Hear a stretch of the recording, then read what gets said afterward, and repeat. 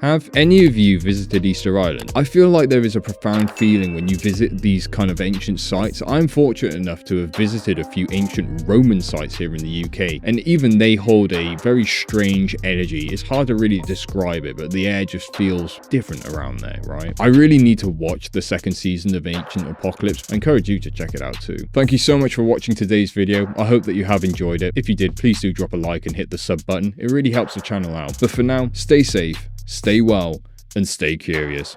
Until next time. All reactions in these videos are for entertainment purposes only. Any advice given should be treated as entertainment as well. Viewers are responsible for conducting their own research into any subjects discussed in the videos before taking any action based on the information provided.